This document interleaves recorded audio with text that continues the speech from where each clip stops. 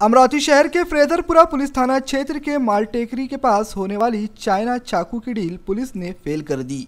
Police ने deal करने वाले 2 आरोपियों सहित 5 धारदार चाइना चाकू व एक दोपहिया वाहन जब्त किया है। जानकारी के मुताबिक फ्रेजरपुरा पुलिस का दल 17 जुलाई को तड़के 4 बजे परिसर में गश्त लगा रहा था। तभी पुलिस को गुप्त जानकारी मिली कि एक दोपहिया पर सवार 2 युवक हथियारों की डील करने के लिए मालटेकरी परिसर में आने वाले हैं।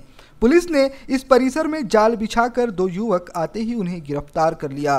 गिरफ्तार किए गए यश सुरेश चौहान 19 वर्षीय रहवासी जय श्री राम नगर परतवाड़ा, प्रवीण सुंदरलाल चौहान 28 वर्षीय दाढ़ी पेढ़ी भातकुली ने यह चाकू वाशिम से यहां बेचने के लिए लाए थे।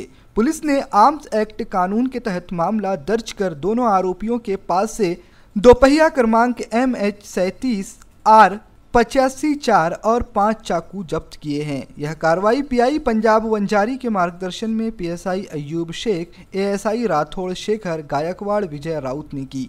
आम्ही आज दिनांक पोलीस स्टेशन फजरपुरा येथे सकाळी 10-10:30 वाजता हजर असताना आम्हाला गोपनीय माहिती मिळाली की पोलीस स्टेशन फजरपुरा हद्दीत मालटेकडी परिसरामध्ये 2 इसम संशयितरित्या मोटरसायकलवर बसून चाकू घेऊन फिरत आहे अशी माहिती मिळाल्याने आम्ही सदरची माहिती ही आमचे police station incharge Shri Vanjari साहेब यांना दिली।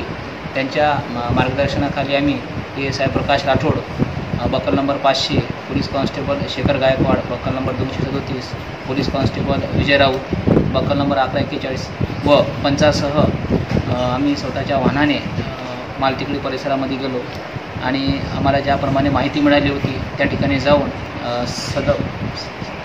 सदर संशयित इसम जे आहे त्यांना ताब्यात घेतले। त्यांना ताब्यात घेऊन त्यांना त्यांची अंगझडती घेतली। त्यांच्या ताब्यातून आम्हाला एकूण 5 चाकू व एक मोटरसायकल मिळाली।